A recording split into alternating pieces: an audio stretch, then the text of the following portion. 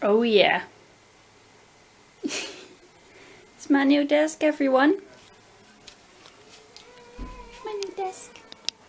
So in case you guys didn't know, I have a new desk now. It's in place, but it won't be shown in any of the other videos, which I already pre-recorded.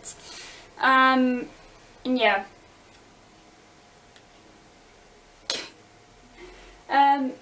So it will only be seen in these type of little clips in front of the videos, or in the videos that I haven't pre-recorded. So yeah, need to put everything back in place. But here is the next video for you, and please enjoy. Hello everyone, my name is NewFlowerGirl, but you can call me Demi, and today it is the fourth part of the story reading. We're basically going to be reading the magenta part. Basically everything is color coded, if you missed it. I've color coded everything, so I have 7 chapters to read. And yeah, the fourth part. So basically, let me give you a recap of what we've all read. So we've read yellow, green and teal. Yellow was basically to get to know about Kyra, about Luca, about Lando, and yeah, about their course. The green part was basically the first real battle, where we get to know more about them. And then we had the teal part, which was where they were in Albert Park. They are still in Albert Park with the magenta part, but this is the magenta part at midnight. So yeah. Before we get into today's video, I would like to ask you to subscribe, okay? Check if it's red. If it's red, then hit it. And if it's not red, you're good. You're good to go. So yeah, let's go. I am having a little bit of pain in my throat, so if I cough or anything, I'm really sorry. This is all because this is the fourth part, the fourth video I've done in a row of reading this out loud. I'm just gonna record them all ready. So yeah, I do have my drink, so which is almost gone.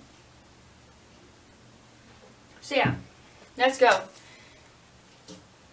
for part 4, magenta. Midnight at Albert Park. Kara sat on the inner curb at turn 1. Luca sat down next to her. They sent George to the med center just to be sure he's definitely okay, did he say? Kara looked at him and said, "The FIA cancelled this season, seeing as it was an attack on the drivers. They just want them to be safe." Lando joined in. "George only has bruises. Nothing major, but his ego took a big hit." "Then it's good the FIA cancelled this season," said Kara. "Now we will have time to recover his ego from this scary moment." I also talked with the bad guy," said Lando. He says he wants that panda back. If you give it to him, he will leave us alone." "No," said Kara. And she stood up. "I'm not gonna stop until all of those innocent pandas are free. That man is torturing them, putting them into cages where they can barely move around in." Carla was in that position, but she was able to escape. Animals learn from each other. My father had found Carla is a mother of little pandas, plus she told me. Then they heard a beep sound. "He escaped," said Luca. "He's in a jungle in the Himalayas." Kara looked at Luca, then to Lando and said, "The habitat of the Red Pandas. He's gonna do something to them. We have to stop him." "Kara," said Luca, "I will go with you. We don't know how long we'll need to save them. Lando must go back to his home. The FIA said so. He'll be our guy in the chair, telling us where to go, what to do, and when to attack." "Okay," said Kara. "We'll leave early in the morning. No one has to know, and no one can be put in more danger than they already are." Kara and Luca went to get their suitcases for the next day. The next morning they were all at Lando's house. "Here," said Lando. He gave something to Kara and Luca. With these you will hear me even if you're on the other side of the gap, invisible to the bare eye. Kara looked at Lando and said, "Thank you." "I rented a boat," said Luca. "It will bring us as close to the Himalayas as it can. We'll have to walk the rest of it. Lando will guide us through the vegetation to the camp of the bad guy." "When we reach the camp," said Kara, "we wait for Lando's call, and we take them out. Then we set free all the pandas and make a run for it." "Sounds good," said Lando. "But if you want to be on time, you'll have to go now." Lando gave Luca a hug, and Luca left. Kara wanted to follow him, but Lando stopped her. "Kara, please be careful. I saw you hitting your foot against that wall." "That's just nothing," said Kara. "If I feel good, then it's fine." "Yeah," said Lando. He put his hands on her shoulders. "I just care about you. I don't want you to suffer." "Lando," said Kara. And she put her hands on Lando's hands. "This suit is made out of vibranium. Bullets and knife will bounce right off without hurting me. Promise me," said Lando softly. "Promise me you don't take off that suit when you're in the jungle." "I promise," said Kara. Lando smiled and kissed Kara on her cheek. He stepped back, and Kara left with Luca on the way to save the pandas. Later that day they arrived at the coastline. Luca got off first to help Kara, but she just walked past them. Luca walked into the jungle with Kara, who put on the suit. "I promised it to Lando," did she say. "He wants me to come out unharmed." Luca looked at her and said, "I won't say he's wrong. I've known him for a pretty long time now. He hates seeing his friends suffer from pain." Kara looked away from him and she could feel a tear dropping from her eyes. She quickly wiped it away and carried on. A while later they came across a field of bamboo.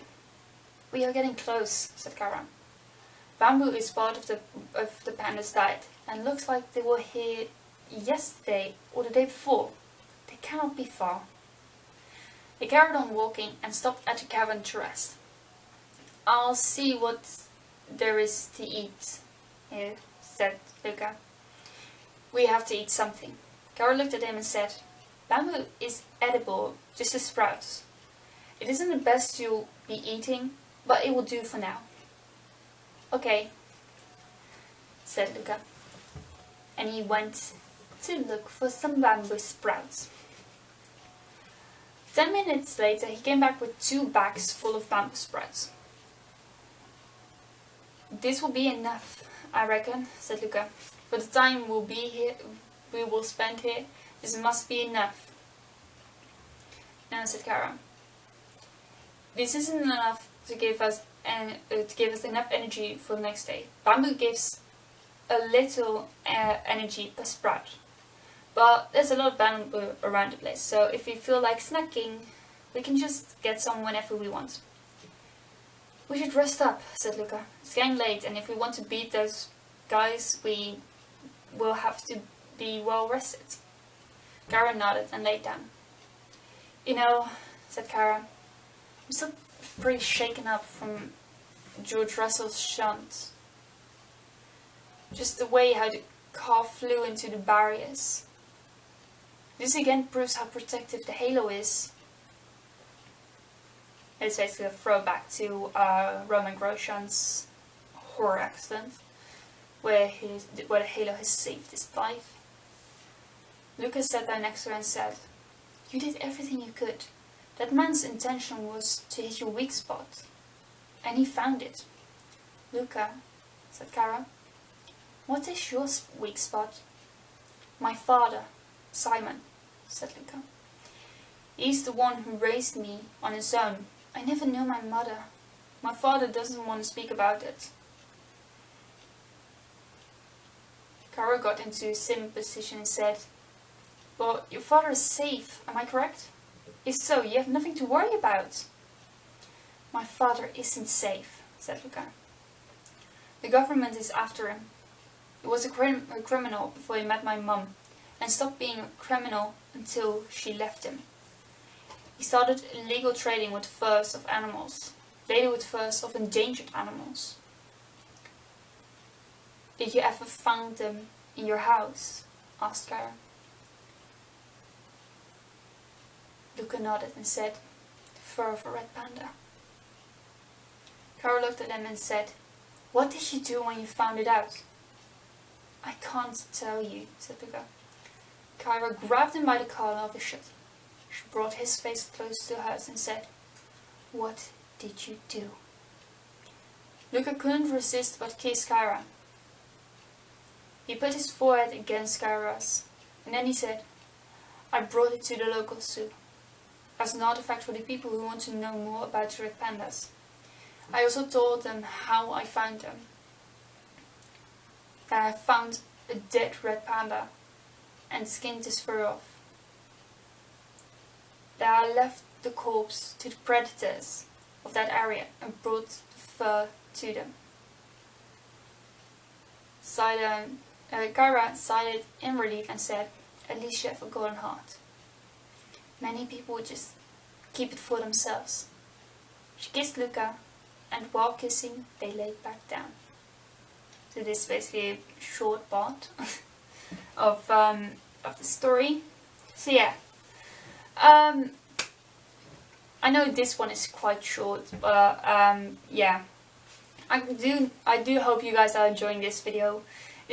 All of these you're seeing now, like videos where I'm bringing this story out. These are all recorded on the same day. So yeah, basically, so I have it ready because I have the internship in March, and yeah, I just want to get it ready. Yeah. So basically, I have some more time. I'm basically working ahead. Yeah. So basically, I have time to do the tutorials and stuff and put them on later. So yeah, thank you all very much for watching. If you did enjoy this video, then please hit that like button and subscribe if you haven't already. And yeah, I will see you guys next time in a podcast, I think. I'm not sure. But yeah, bye guys!